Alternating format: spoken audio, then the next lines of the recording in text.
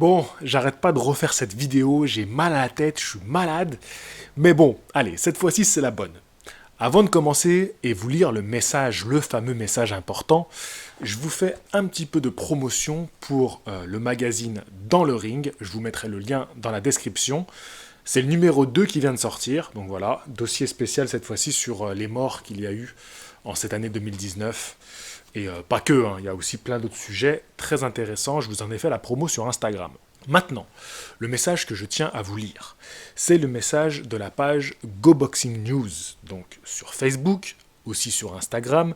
Il a tenté Snap, mais bon, ça lui demandait trop de travail. Greg, qui a aussi une page YouTube, vous le verrez dans la semaine avec moi dans une vidéo, dans même plusieurs vidéos qu'on va tourner ensemble. Et là, le message que je tiens à vous lire, c'est un petit coup de gueule. C'est un petit coup de gueule de la part de Greg. Alors, ce sera illustré avec de jolies images de boxeurs et autres. Ça me fera toujours rire, les gens qui passent leur vie à venir sur des pages comme celle-ci et se moquer des boxeurs qui n'ont malheureusement pas eu une carrière de champion, mais qui s'entraînent tous les jours, malgré le travail, la vie de famille et tous les sacrifices que cela engendre dans leur vie. Ces mecs-là sont tous les soirs chez eux, en famille, en regardant TPMP, ne font aucun sacrifice, physique ou mental, et n'ont jamais connu la souffrance d'un entraînement de boxe, et encore moins d'une préparation, ne serait-ce que pour des championnats régionaux amateurs, sinon ils ne se permettraient pas ce genre de moquerie, et auraient le plus grand respect pour les boxeurs, même ceux qui ont un palmarès négatif. Je ne vous parle même pas de ceux qui critiquent des grands champions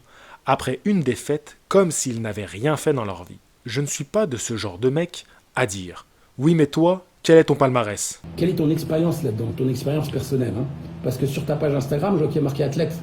Les athlètes, je veux dire, quel est ton palmarès? Quelles sont les compétitions auxquelles tu as participé? Je veux dire, quels sont tes diplômes Ou encore, tu n'es jamais monté sur le ring. Car pour moi, rien que la souffrance d'une préparation, régime, entraînement, quotidien, mise de gants et prendre des coups pour pas un euro, fait déjà le tri entre les vrais courageux qui sont capables de monter sur un ring et ceux qui veulent juste se montrer, à dire à leurs collègues « moi je fais de la boxe » pour se donner un air de mec dangereux. Pour ma part, j'ai connu cette souffrance à un modeste niveau amateur régional, c'est pourquoi je respecterai toujours un jeune boxeur amateur autant que des champions, et c'est pourquoi je fais toujours le déplacement dans les championnats régionaux, car même ces jeunes-là sont des vrais bonhommes, ou de vraies femmes, ou bonhommettes, Wonder Woman, comment on pourrait dire pour des femmes, l'équivalent de bonhomme version féminin, je ne sais pas. En tout cas, ce message-là, je tenais à le relayer. Parce que, bon, Greg, il n'a pas besoin de moi sur Facebook ou Instagram, il a beaucoup de monde qui le suit. Mais, si le message peut être relayé également sur YouTube et toucher un plus grand nombre, bah c'est important. C'est important pour plusieurs raisons. En fait, ça fait déjà quelques temps que je me pose la question d'aborder ce sujet-là avec vous. Bon, au-delà du respect pour les boxeurs, qui est un petit peu mon indo sur ma chaîne. Vous savez que c'est un peu mon objectif, mon but, mettre en avant la boxe, faire qu'on apprécie la boxe à sa juste valeur. Les boxeurs et boxeuses font énormément de sacrifices, comme il l'a très bien dit, mettre en avant ce sport qui est un sport de sacrifice, qui est un sport très dur et en même temps très cruel et injuste. Car oui, à la moindre défaite, on t'oublie, on te zappe. Et ouais, le lendemain d'une défaite, qui est là pour toi? Presque plus personne. Le roi est mort, vive le roi, tu vois. On passe vite à un autre champion. C'est cruel, c'est dur, et c'est assez injuste. On n'a pas ça dans le foot, tu vois, on n'a pas ça dans les autres sports. La boxe et les sports de combat, eh ben, c'est qui va prendre ta place en fait. C'est assez terrible. Et c'est ce qui fait la beauté, le charme, la force de ce sport. Ça relève aussi le manque de connaissance du grand public. Parce que forcément, des personnes qui... Donc, je disais, excusez-moi, le chat il a pété un câble, donc j'ai dû aller m'occuper de lui. N'importe quoi, j'arrive pas à tourner cette vidéo. Alors j'étais bien lancé en plus. Donc, le manque de connaissance du grand public. Et ça, c'est un point qui est important. Donc voilà, je le disais, ça fait quelques jours que je me pose la question comment l'aborder. C'est important d'en parler parce que, en ce moment, il y a un peu une mode qui est de casser le casual, ce qu'on appelle le casual. Donc c'est les personnes qui... Je sais même pas trop comment le définir, tu vois, on a aussi le terme de boxix qui est ressorti, donc un peu comme les footix. Donc c'est des personnes voilà, qui n'y connaissent pas grand-chose et qui s'intéressent plutôt aux gros événements, aux événements très populaires et qui vont venir donner leur avis à ce moment-là. En soi, J'ai envie qu'on arrête cette chasse au casual. La raison pour laquelle je voudrais les défendre, elle est très simple.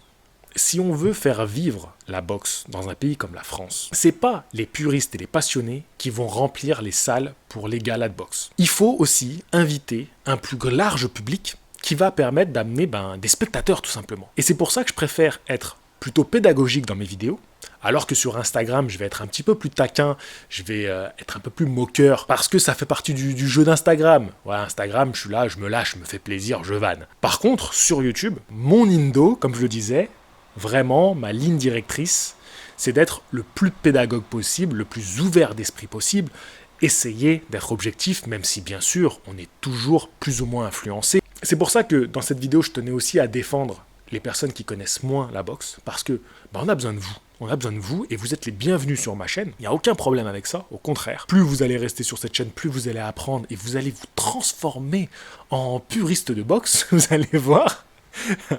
Et puis très sérieusement, ceux qui dérangent, c'est ceux qui vont être malveillants, mal intentionnés et se permettre de critiquer comme ça les boxeurs parce qu'ils ont un palmarès négatif, parce qu'ils ont connu des défaites, parce qu'ils ont connu des KO, parce que un champion d'un seul coup il perd son invincibilité. Ça s'explique ça aussi.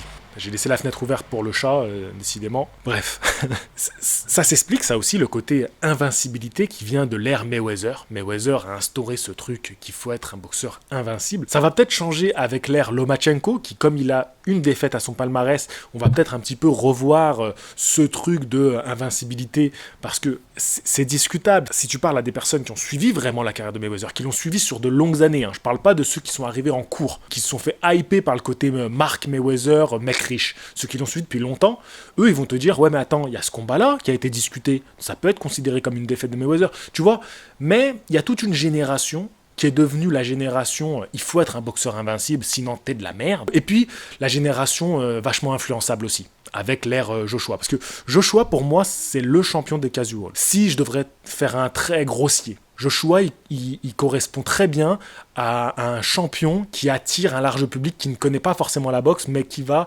du coup se permettre de dire « Ouais, mais attends, regarde, moi je connais Joshua, je connais sa boxe, c'est un bon boxeur, donc je connais la boxe. » Voilà. Après, on pourrait discuter de ça.